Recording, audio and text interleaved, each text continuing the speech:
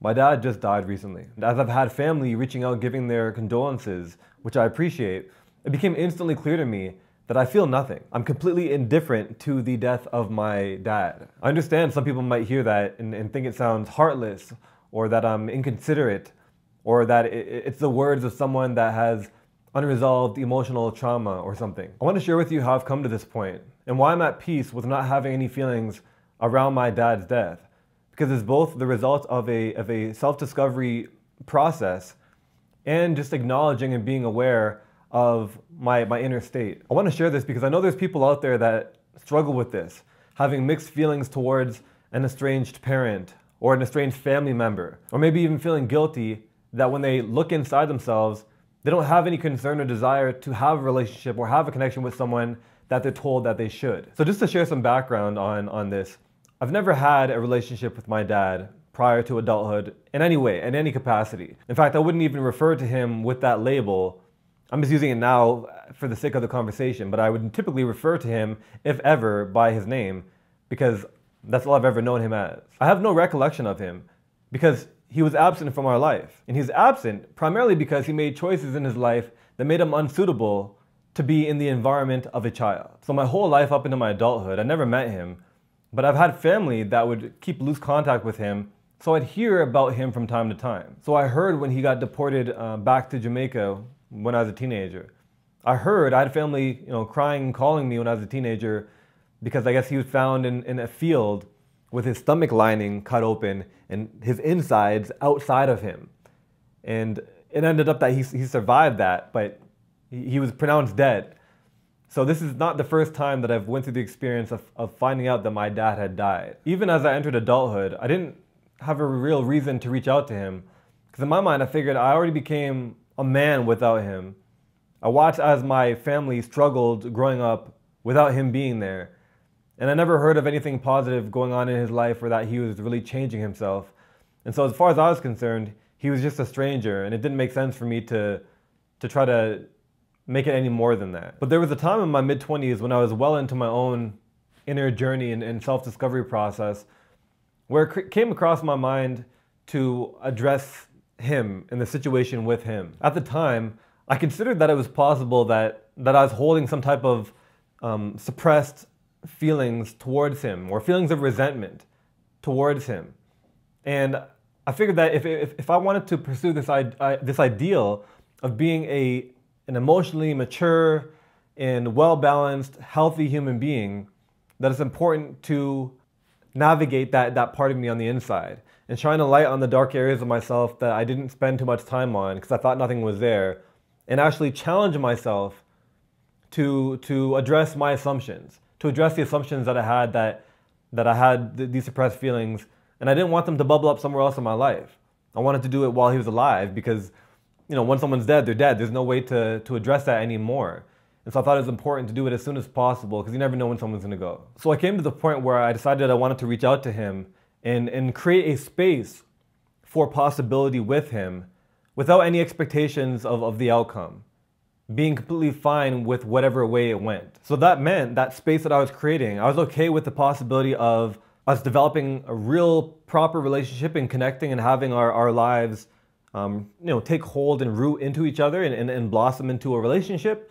But it also meant space for the possibility that nothing happened, that no connection is ever created, and that we go our separate ways and we never ever interact with each other ever again. And I was okay with either outcome, because the point wasn't going to be to have a result.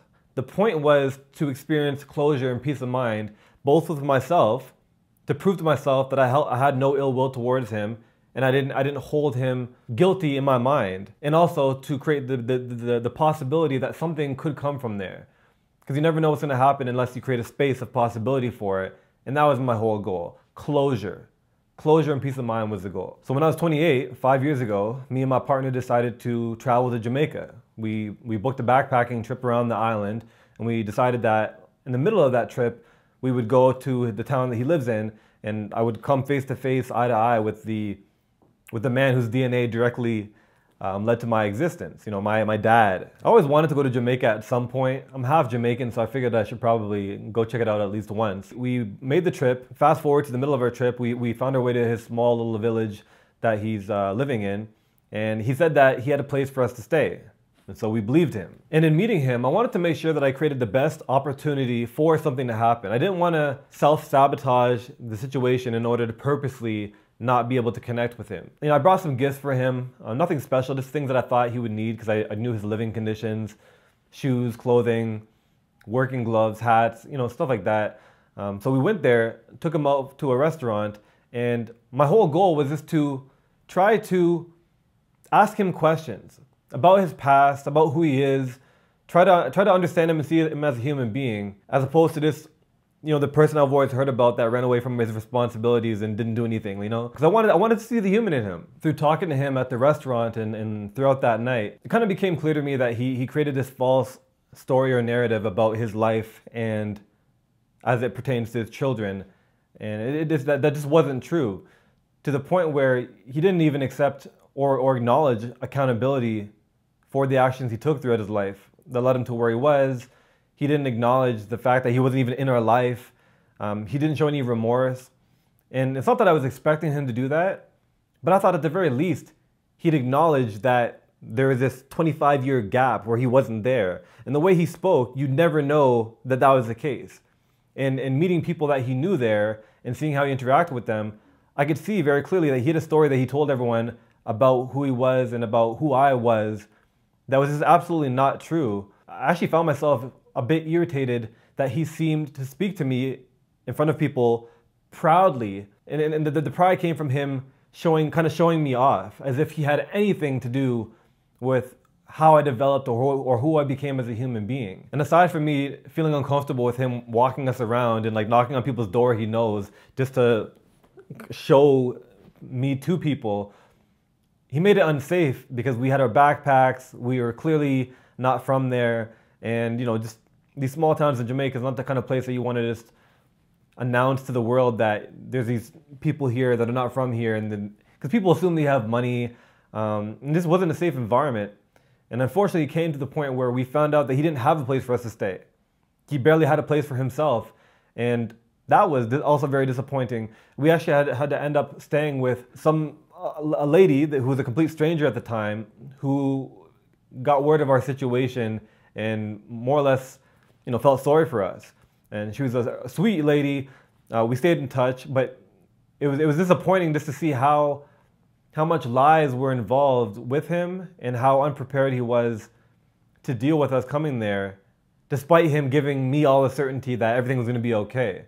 I think it's like he wanted to do whatever he could just to get us there, and he didn't care what sacrifices or risks were involved. So to make a very short story even shorter, my experience meeting my dad for the first time ended with me about to get into a taxi and him just asking me if I had any drinking money for him. I got in a taxi knowing that I would never see him again, and I never did.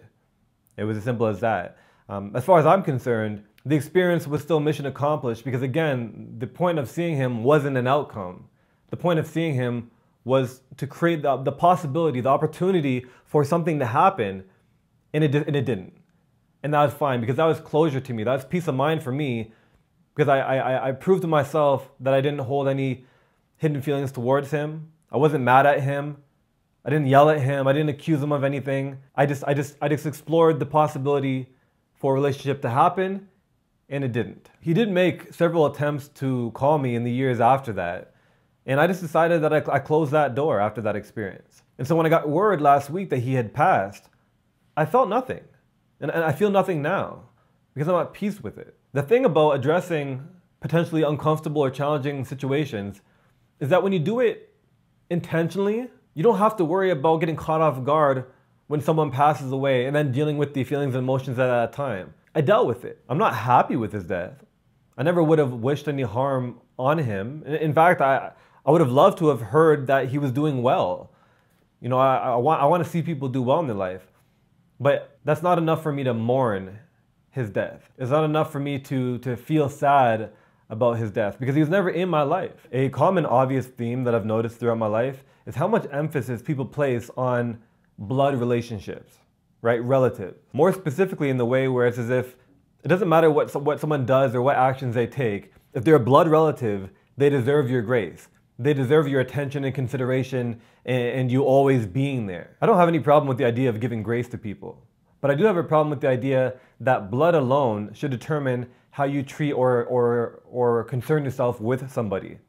As if someone being a relative is by itself enough for you to extend grace towards them. I put value strictly on my ability to connect with someone and my shared experiences with people and positive memories and relationships that I develop with people. I've been told by people all throughout my life, even family, that I should kind of reach out to him or I should care about him a little more. But the reasons that people gave, I just didn't agree with. They tell me that I wouldn't be here, I wouldn't exist without him. People would tell me that he served a purpose in my life because I am who I am today as a result of the things and the actions he took. People would say that he's still my father and that people change, so I need to give him a chance. Are people supposed to grant an individual the privilege of being in their life just because they were capable of having sex? Just because their DNA is shared between you? Like, I don't put any value on those things. And I don't think people should put any value on those things as it stands by itself, without any of the accompanying traits that allow a relationship to develop. And the feeling that I would wrestle with throughout my life when people would suggest in some way or another that I should give him a chance or reach out to him, the thought was always like, am I not, like, hold on, am I not allowed to choose who I want to be involved in my life? I think the greatest potential value of having a father is having somebody that has been there all the time, that they know you, maybe even in ways more than you know yourself.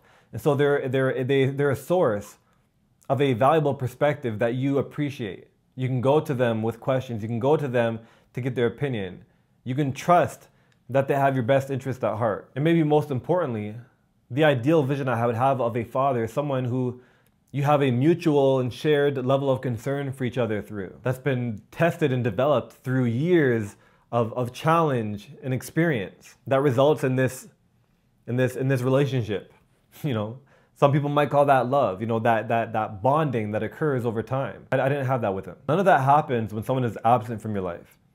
And I don't believe anyone deserves my attention or to be involved in my life based off biology alone. And also, by the way, without spending too much time on this, I think it needs to be said that I think sometimes I've seen families give too much opportunity, too many chances to someone in their family that is toxic or harmful or have done things to hurt people in real ways. And the chance is giving time and time again for no other reason but because they're relative. And I've seen it lead to children being hurt and damaged. I've seen it lead to relationships crumbling and being destroyed. I've seen it lead to great financial loss, all in the name of family. And I don't think that some of these toxic household environments are necessary or deserving just because someone is a relative. I have no will or animosity towards anyone really, and I think it's because I've gotten enough experience in life to see how complicated, confusing, and challenging navigating life is. It's hard to know what the right decisions are in life sometimes. I know what it's like to look at something, an opportunity, experience, and think it's good for you, and then it ends up being bad for you. Or to look at something and you avoid it because you say that's probably bad for me. And then in hindsight, you realize you just weren't in a place in your life to appreciate what that thing was, and it was actually would have been good for you. It's confusing. We don't have a handbook. We don't have instructions on how to live this life. We don't have someone that can be there to dictate everything we've done and be able to give us certainty that it's the right move. Everything we're doing in life is based off of our experience and maybe the opinions of people that we trust around us. And there's no way to ever know what is the right decision to make. We just have to make choices and live with the results and outcomes of those choices. We each have very limited time on this earth and very little space for the amount of people that we can allow to become deeply ingrained in the fabric of our life. And a healthy and a safe life depends on us being very intentional about who we allow past that line into our lives. And I don't think anyone should ever be made or feel guilty for making the decision to not allow someone to be a part of their life. I think this video acts as maybe like the final point of closure for me, and I hope it's helped someone that has ever had any difficulty or challenge or uncertainty with navigating whether or not they want to allow someone to be in their life, especially when it's just for the reason that they are their family or they're someone that you care about knows. I'd love to hear from you. Have you ever been unsure about how you should treat somebody, or whether you should allow them to be more in your life just because of their title, just because of their relationship to you? And if so, how did you come to find peace with the decision? What was the thought process you went through? What were the factors that you had to consider? I'd love to hear your answers. I know there's a lot of broken homes out there, a lot of dysfunctional families, and we rarely hear about that. As always, thanks for listening and having this conversation with me, and I'll see you in the next video.